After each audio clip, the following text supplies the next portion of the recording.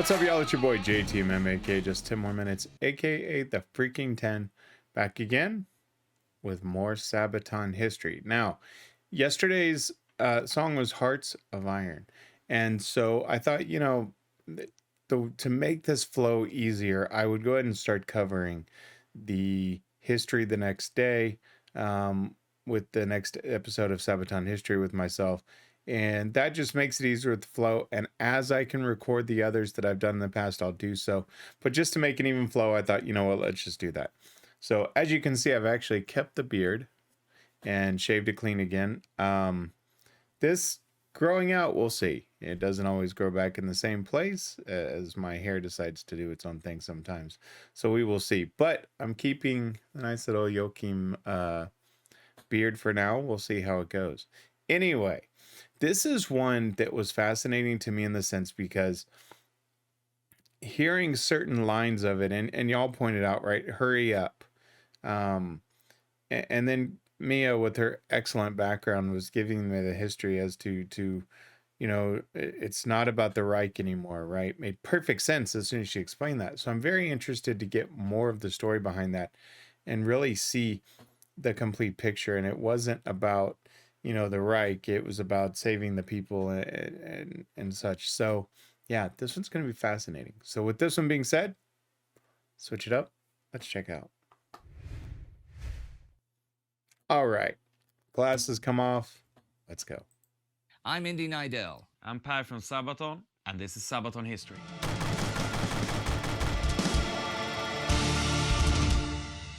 A German soldier defying Hitler's orders might sound dangerous to you, and it was, but for one man, it was necessary to save many lives. And we were looking for a story where the Germans was not always the bad guys. A story which I'm going to tell you right now, and then Per's going to tell you about the song.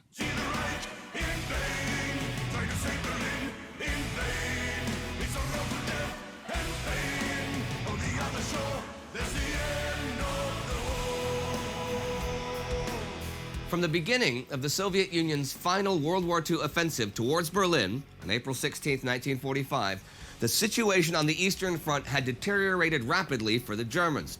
By the 22nd, Soviet Tank Corps spearheads were already starting to surround Berlin from the north and the south.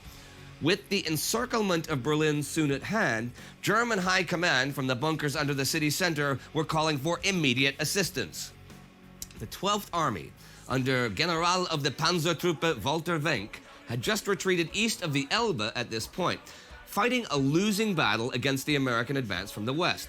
Now beyond the river, they could make a stand while providing a tactical reserve against that advance. But the Führer's orders changed their enemies. Now, Wenck's 12th was ordered to strike to the east, into the Soviet flanks, and to relieve Berlin. However, what was called an army, a corps, or even a detachment this late in the war was often nothing more than a mixed group of veterans, stragglers, wounded, and conscripted youngsters and middle-aged and even old men. Wenck's 12th had a large group of basically kids from the Hitler Youth, young men who hadn't finished school, and they were now tasked with taking on Russian tanks. According to General Feldmarschall Wilhelm Keitel, they were to unite with additional Panzer Corps, Tank Corps, under General Felix Steiner to the north, while the trapped 9th Army would make a break to the west and join them. Together, they were to relieve the capital from the Soviets, who had over 1 million men advancing. It was a plan, at least, but one that only existed on paper. Wenck's army had only recently been reorganized with men from all branches that could still fight. That was the only requirement. But even this late in the war, the German army was still able and reliable, and they still had fight in them even in a futile battle. The armies died. I'm gonna stop for a second. I'll rewind it. I did not realize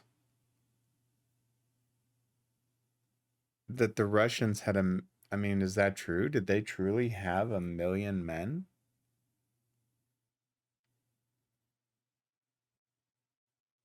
That number is just staggering to me. I don't know if he's being dramatic with it or what, but I didn't realize it was that big. Also, I did not know the ages of some of these, to see the kids like that, it's a little disturbing. You know, not that what was going on wasn't, but that just, to me, that was just even more of just the insanity, because yeah, those are just kids.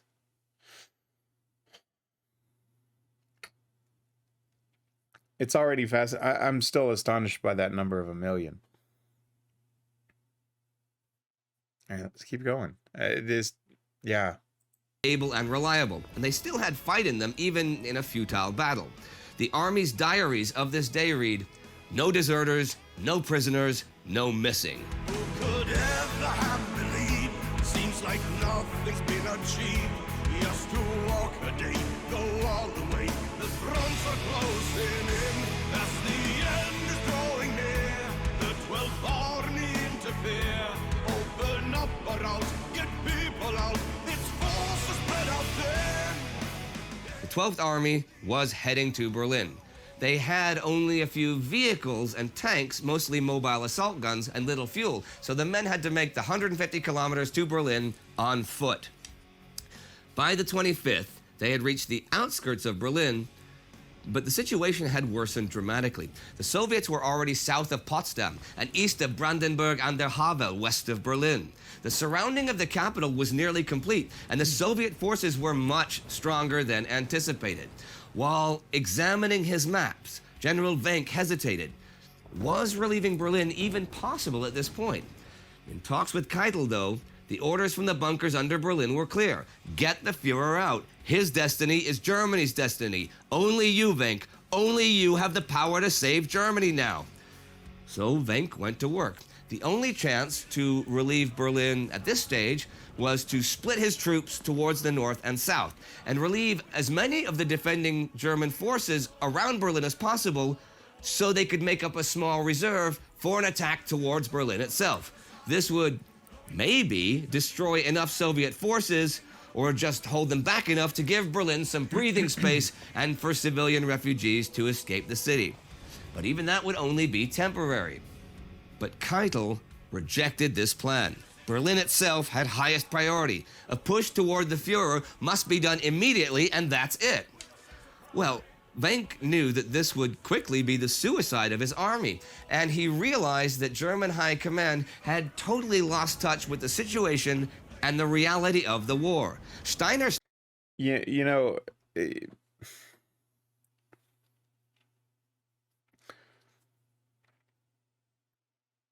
I think where my question comes in, and help me fill this in, because I go back to, you know, previous technologies, even within,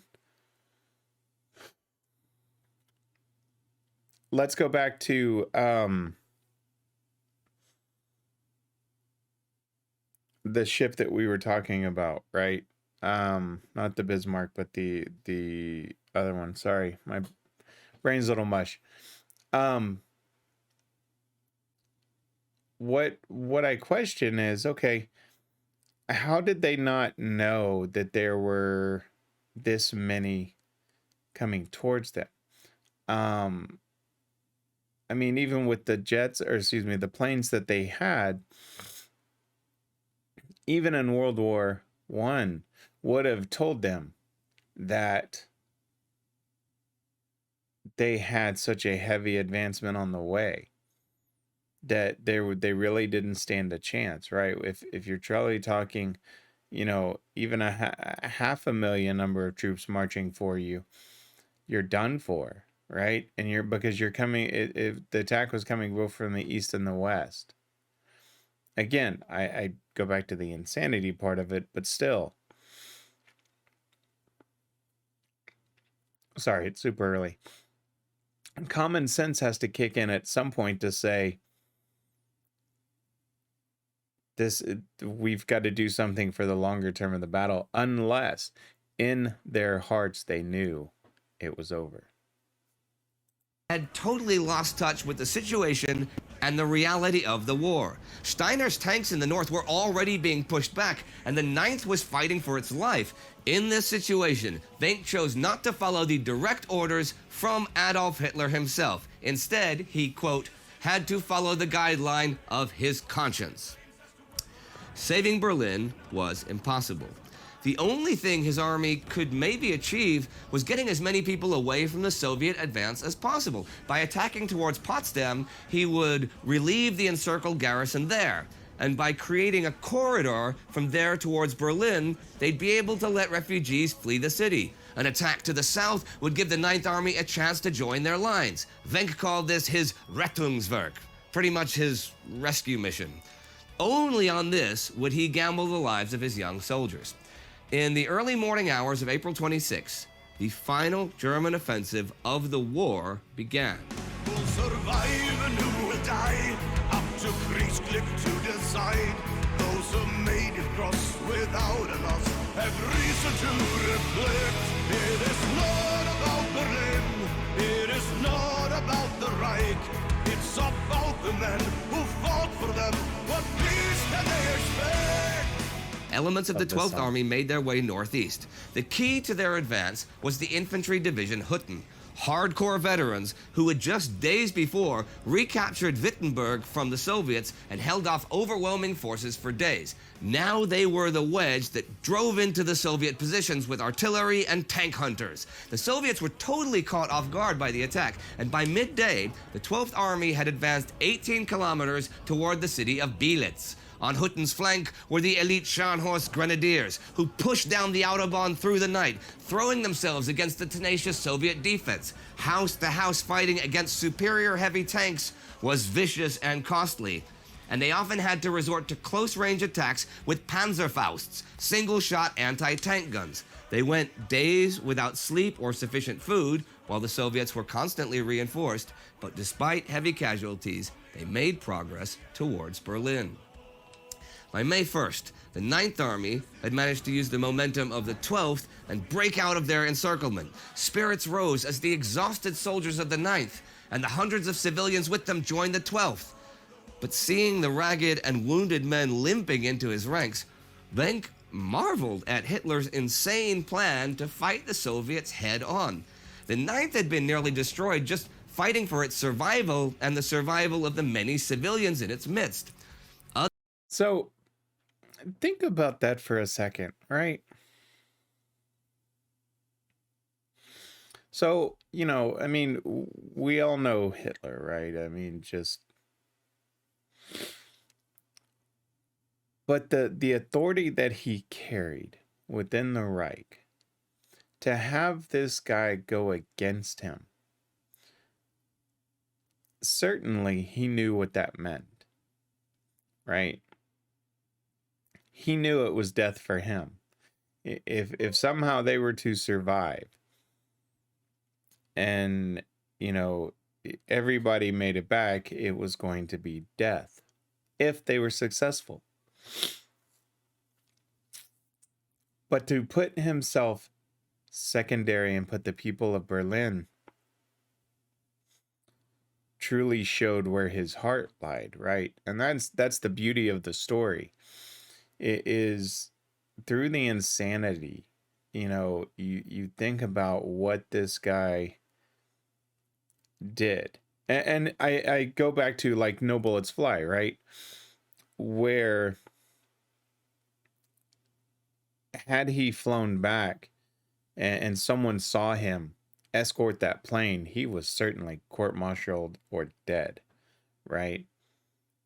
But knowing what was right and wrong, and humanity at its core took over. And that's the beauty of this story. I love it. Other fighting forces were able to link up with Wenck as well. And the same day, Hutten reached a large German military hospital near Potsdam. Once more, the fighting was brutal as they stormed the Soviet trenches, but for 24 hours, they were able to get many hundreds of wounded soldiers, nurses, and Red Cross personnel out before the Soviets could return.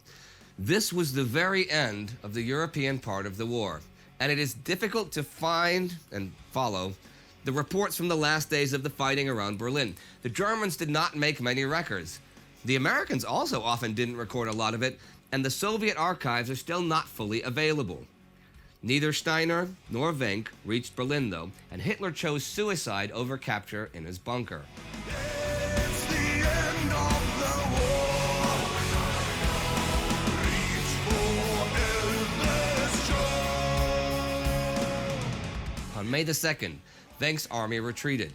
It would protect the refugees and bring them across the Elbe and into American custody. Day and night they marched, avoiding contact with the enemy from the east as long as possible. Soviet pursuit, though, was initially weak, as they were concentrating on taking Berlin. On the 3rd, Wenck made contact with American General William Simpson of the 102nd U.S. Infantry Division of the 9th U.S. Army near Tangermunde. Now, the Allies had agreed among themselves that either the German army would capitulate as a whole, or that small groups could capitulate to them individually via their commanding officers. But there was a hitch. This partial capitulation could only happen to the opponent they're actually engaged with, which for Wenck was the Soviets. To surrender to the Americans, Wenck technically would have to attack them and then surrender. Well, the Americans simply kept silent in regard to the surrender proposal. They did not fire on the advancing Germans either, in violation of the Allied contract. Still, General Simpson let the wounded cross the river, but only with just enough medical supplies for them. Same with Wenck's. That's very interesting, because that's something, I mean, again, you don't hear a lot about, of the treaty. I don't know how that makes sense, but that you could only surrender to those you were engaged in a battle with.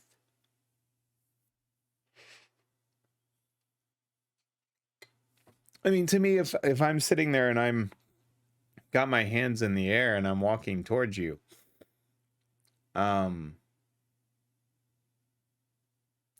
taking you, I would hope you would just, take me prisoner, or, but just, I mean, obviously they didn't fire on him. That's just weird. I don't understand that agreement. I mean, unless they believed it was a trick, but even then, even if you engaged and fired a shot and then threw up your arms, I mean, you could still be, I don't know. That doesn't make a lot of sense to me. I'm sure there's a logic behind it, but it doesn't make sense to me. Soldiers and their personal provisions, but he would not allow civilians to cross. Men were even sent out with whips on the partially collapsed bridge to hold back civilians trying to cross with the soldiers. It could have been more of a human tragedy were it not for sudden Soviet fire that rocked the remnants of the bridge. This killed several American soldiers, so a 2-kilometer retreat from the river was ordered. This allowed civilians to cross the river. Wenck's army soon had to fight the Soviets, though, who had renewed their attacks once they realized what was going on. With each break in the lines, Wenck had to order young men to their deaths to recapture and hold positions for just an hour or two so that others could live. It was a final act of self-sacrifice in a war that was essentially over.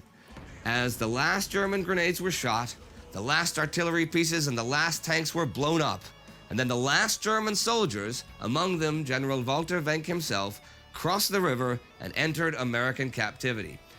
In the end, thousands of soldiers, civilians, nurses, women, children, and the elderly were saved from the fall of Berlin. As an end note here, on the 8th of May, as the very end came, many men and women attached to the 9th Army were extradited back to the Soviets. To this day, we don't know the exact reasons for that, though we do know that there were several suicides to escape that fate. Okay, I gotta listen to that again. Attached to the 9th Army were extradited back to the Soviets. To this day, men to their deaths to recapture and hold positions for just an hour or two so that others could live. It was a final act of self-sacrifice in a war that was essentially over. As the last German grenades were shot, the last artillery pieces and the last tanks were blown up, and then the last German soldiers, among them General Walter Wenck himself, crossed the river and entered American captivity. In the end, thousands of soldiers, civilians, nurses, women, children, and the elderly were saved from the fall of Berlin. As an end note here, on the 8th of May, as the very end came, many men and women attached to the 9th Army were extradited back to the Soviets. To this day, we don't know the exact reasons for that, though we do know that there were several suicides to escape that fate. So, yeah, that doesn't...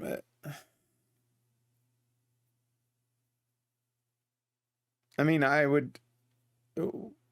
were these people then executed? What was the point? Because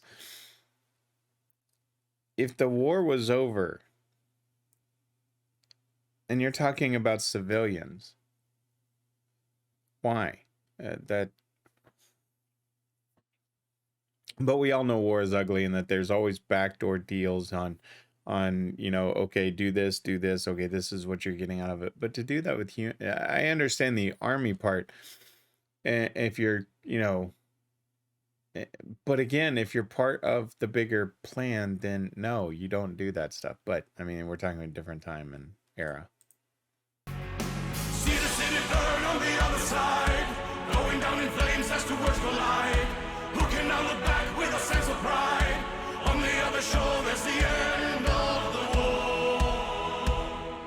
Now, you said that this song was inspired by a video game. Can you dig into that a yeah, little? there's a game called Hearts of Iron. Right. So, and we have a song called Hearts of Iron. So there's obviously a connection there. Right. So many years ago, when we had a concert in Stockholm, we were approached at an after party by people from this Swedish development studio of games called Paradox. Right. And some of the guys came and they said that they were big fans of us and they really appreciate the work that we are doing with writing music about history. And we started to talk about that we are doing pretty much the same thing. I mean, they are doing games about history and we are doing music about it. They asked us, is there any way that you can like write a song that would be like a lead theme for our game that is coming? And we said, okay. And when we were researching, we came across the story about Walter Wenck, and it took a while to keep discussing and developing the idea. We did other things connected to this, and inside of Hearts of Iron, there is released now soundtrack of Sabaton. Okay. So it was possible to get the music, our songs, when you play the game. It's pretty funny actually today, but a lot of our fans in China discovered Sabaton through the game Hearts of Iron. Okay. When we speak sometimes with developers of games, they often talk about how important music is inside of that. Game, sure. And it's pretty funny because for a lot of people today, music is not important anymore. I mean, you see the whole industry of music taking a big tough hit, and people are not as willing to pay for music as they used to be.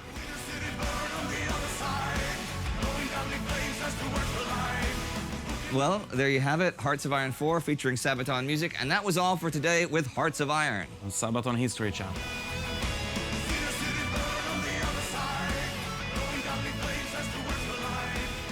All right, thanks for watching, and don't forget to subscribe to the Sabaton History channel, check out the other channels, and support us on Patreon, because that's what makes this happen.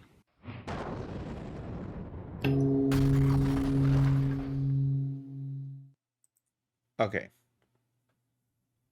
So he actually brings up a valid point. I'll get to the Hearts of Iron story in a second, but yeah, people aren't as willing to pay for music, and I don't know what the date. I mean, this show's 2019, but when they put this out, but the music industry with the birth of Spotify and Pandora and these independent, where people are trying to get their name out there, really kind of changed a lot of things, right? Especially with YouTube and things like that, because more independent artists could be discovered. Yes. Are people still going and paying tons of money for concert tickets? Yes. I've seen some of them. And the prices are just ridiculous. But that's for these, big names that are,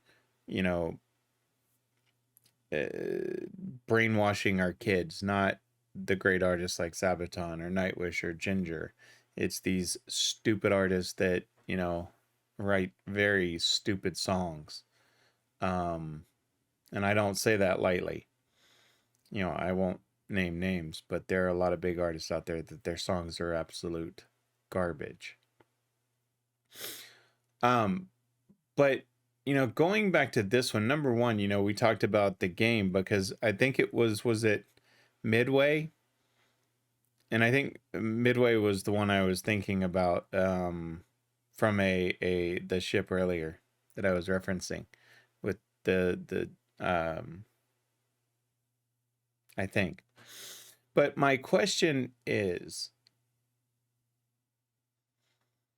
I go back to being surrounded, right? And having 1,000,000 men heading towards you, if that was the true number. And you understanding that, was it truly that they knew it was over and it was fixing to fall? Of why they would not pull their troops and surrender. I know the answer, right? I mean, Hitler's insanity is not anything that I'm taking lightly, but it's just, Walter Wenck was smart, right? And understanding the bigger picture and what had to be done. And to me, they're right. I mean, he is a good guy, led by an absolute lunatic. This was fascinating. There's so many things about just the ages of the soldiers of Germany. I did not realize they were that young. Doesn't shock me. And then just the sheer numbers. I mean, I don't know if Indy was being dramatic or there truly were 1,000,000 men. I mean, that's a lot. Yeah, this one was great. I really like this, and I'm glad I followed up with it after the song, because the song itself is just absolute amazing, right? Hurry up. It's talking about the burning and yeah. Great song. The history is fascinating. I'm still trying to wrap my head around it. And I hadn't, I've always seen documentaries on the Reich, right? But many years ago, and just the insanity. But also, you talk about, and this is the part that gets me about Walter Wenck, is the dedication of those within Hitler's immediate ranks to follow him blindly, right? And what he was talking about, following it blindly no matter what, and to see this one man break off for the better part of the people says something, right? And you can't take that lightly based on what, if anything, if they were successful, right? Let's take the other side to this. Let's say that they were successful and somehow Germany was able to protect Berlin and retreat. Had that word gotten back to Hitler, Wenck was dead. I mean, I don't see how that didn't happen. Had it gone a different way. Yeah. Let me switch it up. I'll give you my final thoughts. As I do these, it gives a different perspective sometimes on things, especially as we dive into something like, with Hitler. And I'm truly amazed sometimes of details that come out that, we weren't filled in on just as learning about the war as kids in there. And I guess it makes sense, right? If focusing on what our side did and those things, and just covering the negatives of Germany. And so stories like this never came out. And that's the beauty of Sabaton, is bringing these to light, as they said, to show sometimes, the good guys and the good things that they did. And it's both disheartening in the education system that things are always painted in a negative, and you can't pull out these stories like this to show the kids that, yes, even within the evil and the opposition, there's always going to be, and I shouldn't say always, but a lot of the times there's someone or a group of people that aren't fully invested into what's being sold to them, right? And I think we've seen that you see it in movies all the time, right? There's always this one person, let's say whether it's a crime family, and you've got these lower levels that are just on that border of wanting to break and turn on the family, right? So it's not just in war, but I mean it's in a lot of things that we see. You see it in TV shows, you see it in the crime dramas, but you see it in the reality of things like the mafia and crime organizations and gangs and stuff like that. And so it doesn't shock me from that sense that someone would do that. But at the same time, when you think about Hitler, and like I said, that command he had over his inner circle and his generals, that one would have the courage to step up like that. That's the part that just gets me. This was brilliant. I absolutely love this. Love it, love it, love it. Now, I will say that originally I had scheduled the Unkillable Soldier and Attack of the Dead Man next. Those will be coming. I've got to go through this. I've got Wehrmacht that's coming on Monday. So, if there's anything attached to that, I'll do that Tuesday. And then I'll try to record this weekend with Unkillable Soldier and Attack of the Dead Man. And maybe release those as doubles on Tuesday. So we will see. That being said, this is going to close out another Sabaton History. I'm flabbergasted at this. Just some of those little numbers and things that I learned and just watching this and then comparing it to the song. The song, I'm going to make a controversial statement, but it's not how I mean it. Watching this, even though the song is played during it, the song is a perfect representation of what this was, but in this history, the song was lost. And I don't say that in any negative way, but I was so enthralled in the story itself, even listening to the song, I was more thinking about the history, not necessarily the song. That probably doesn't make any sense. Because the song is a perfect representation, as we were talking in the comments yesterday, and Mia gave me kind of the background, and then someone chimed in with the hurry up. But yeah, I was so enthralled. I wasn't even, I guess the better way to put it was, I wasn't even thinking about the song. Even when I heard it, I was thinking, okay, tell me more about the situation. Tell me more about this. That's what I was trying to convey there. Not that the song got lost with it. But I was so enthralled by the history. That's just fascinating. You don't really hear a lot about the end days of the war, at least from our side, of what truly happened. It was, on this date, the war was over, and that's kind of it. So I love it. Love it. Love it. Anyway, with that being said, that ramble being done, let's get some shameless notifications. If you like the video, hit that like button, smash that like button. Let's go for 100 likes. Let's just try it just for the hell of it. I'm trying to throw some little goals out there just to have some fun, but let's see if we can smash that button with 100 likes. Leave me a comment. Let me know. Also, keep the songs coming. Obviously, I'm going to be covering everything Sabaton has done. So, you can keep the requests going, and I'm kind of grabbing them as I see them. I know some people have said, hey, go in this order. I'm kind of covering them as I go through and I grab the songs from my request list, right? Not all of them have been requested. Some people have requested some that are not as popular, they've said. I'll be covering those as well, but really I'm going to kind of grab them as I see them and just kind of go and take my own journey with it. So, it's great to kind of go in order, but for me, I'd rather just grab kind of those requests and what catches my eye and says, okay, go do this one. That's really what makes it better for me. So keep them coming.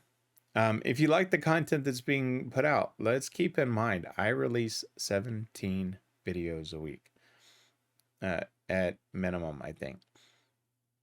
I've got Monday, Wednesday, I've got Sabaton, Ginger, Nightwish, and a bonus video.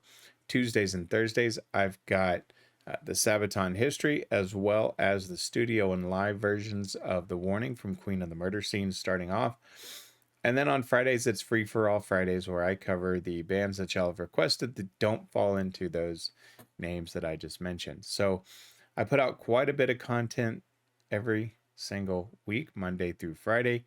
So if you want more content, please hit that subscribe button. I won't ask you to hit notifications and all that, because with my channel, as many videos as I put out, I would be spamming you, and I don't want to do that. With that being said, if you want to support me in other ways, you can. You can go out to buymeacoffee.com/JTMMTV and buy me a coffee. It's, you know, something that I thought about for a while. I put out there, you know, as I've said in every video.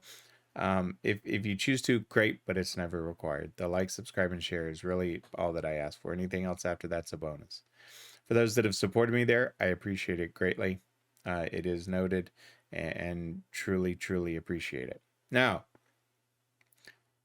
enough rambling for today in this 36-minute video on a 13-minute. That's about average for me.